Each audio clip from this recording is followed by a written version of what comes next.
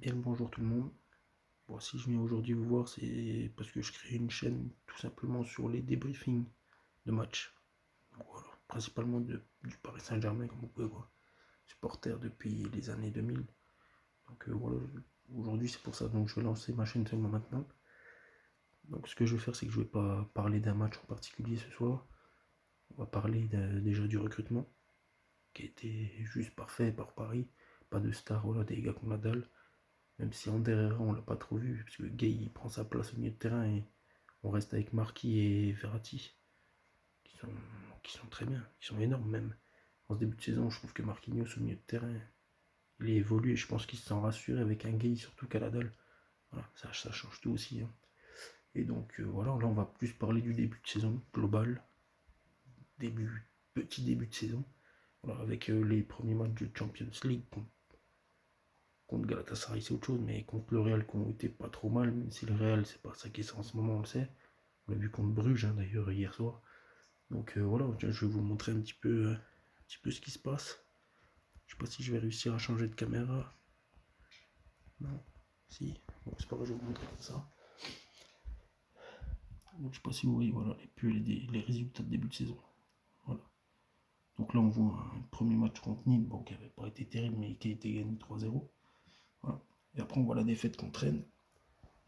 Donc contre Rennes on perd 2-1, largement mérité pour moi. Rennes, ils ont fait un match juste énorme. Surtout le milieu de terrain, le petit Kamavinga, m'a surpris de dingue, parfait. Et pour eux, il va leur faire du bien malgré qu'il restera qu'une saison, parce qu'on sait très bien que les talents en Ligue 1 ils restent jamais. Après, on avait joué Toulouse, donc on gagne 4-0, mais voilà, c'était pas terrible. Metz 2-0, Strasbourg 1-0, et Lyon, on joue Lyon, on gagne 1-0. Derrière, on connaît très bien le grand turnover de M. Tourelle, c'est un expert là-dessus. Après, pour moi, personnellement, il y a plein de petits débats. Il n'a pas à faire un gros turnover comme ça.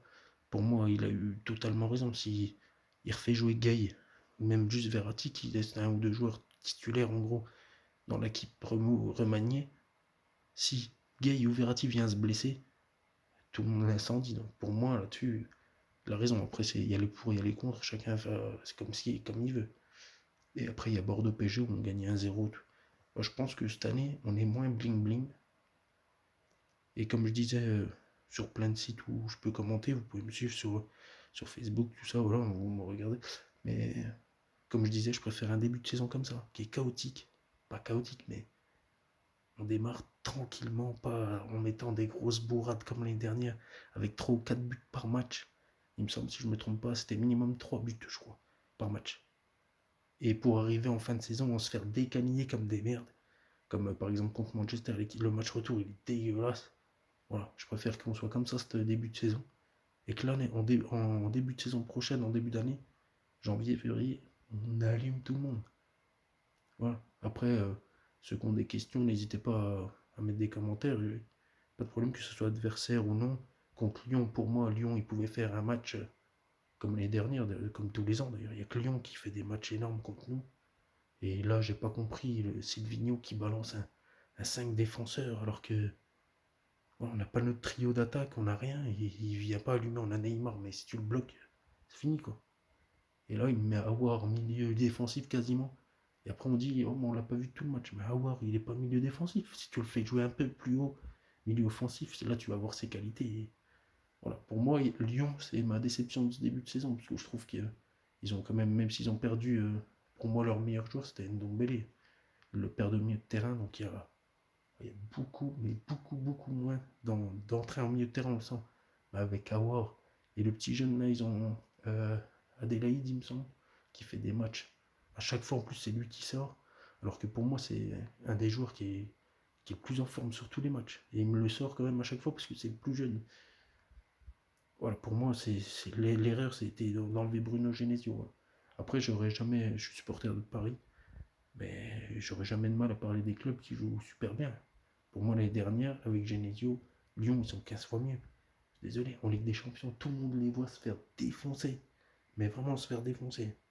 Et pourtant, ils cartonnent. Ils cartonnent City. Personne ne voyait City perdre chez eux. Ils les déglinguent. Et voilà, pour moi, Genesio, c'était une connerie de le virer. Surtout, Il avait fait, bon, il est spécial, mais je l'aime pas trop non plus, mais il avait fait un bon travail avec l'effectif. Après, voilà, à voir sur la mi-saison ce que ça va donner. Mais pour moi, c'était votre erreur de les Lyonnais, c'est d'enlever Genesio. Donc tous ceux qui veulent, même si vous voulez que je fasse un débrief d'une autre équipe, il n'y aura pas de souci, je suis toujours objectif, même en tant que supporter parisien, que ce soit l'OM ou autre. Voilà, j'aurai un avis complètement objectif. Comme ça, d'ailleurs, l'OM, j'aime bien l'attaquant qu'ils ont pris. Je pense qu'il va les faire relever un peu la tête. Benedetto, ça crève à la fin. Je sais pas si vous avez pu l'observer quand il était en Argentine, mais voilà, pour moi, il est énorme, énorme, énorme. Il va les amener un peu plus haut, je pense, au classement et il a la dalle. Il laissera, s'il perd un match, il va être fou furieux. Voilà, donc après, si vous voulez parler d'une autre équipe, de Rennes, n'hésitez pas à me laisser un commentaire et on fera un débrief là-dessus sans problème. Je commencerai un direct à partir de ce week-end. Normalement, on joue le 5, il me semble, à 17h30. Je sais pas si je serai au travail ou si je serai rentré. Mais voilà, je ferai un petit direct histoire de voir comment ça se passe sur Paris. Et voilà. Bon, en tout cas, merci à ceux qui vont écouter, ceux qui vont laisser des commentaires. Voilà, sachez qu'il n'y a pas de problème. Hein. On peut chambrer, on peut faire ce qu'on veut, mais ce qu'on aime dans le fond tout, c'est le beau jeu. Donc, mon Paris gagne ou perd, ce que je veux voir, c'est du jeu. Pour ce début de saison, on va dire que même s'il n'y a que contre Reims, mais le turnover, je ne peux pas critiquer les joueurs. Ben, si, parce que normalement, pour le turnover, ils doivent être prêts justement à montrer ce qu'ils ont dans le bide. Et c'était une cata. Le pire, c'était Paredes, mais bref, c'est un autre sujet. Mais voilà. Après, sur le début de saison, par contre, en Ligue des Champions, on sent que le milieu Gay, Marquinhos, Verratti, il va faire très très mal une fois qu'il va être vraiment au point avec des bonnes bases, surtout pour les passes. Gay, il est plus simple. Hein. Verratti, pour moi, c'est celui qui serait plus en dessous dans le milieu en ce moment. Parce que lui, il est toujours, on le connaît, c'est le petit hibou. Quoi. Il veut lancer une passe qui, des fois, n'existe même pas. Voilà. Gay, il récupère un ballon, il joue intelligemment devant, doucement, une petite passe. Voilà. Ben bon, voilà. Bah, c'était juste pour me présenter puis dire que voilà, je ferai des directs à partir de maintenant et que ils seront brefs et directs selon le match, mais voilà, j'aurais pas de mal à dire si on perd que l'adversaire est meilleur et voilà, on se fait avoir. Voilà. Ben, merci à tous et puis à la prochaine.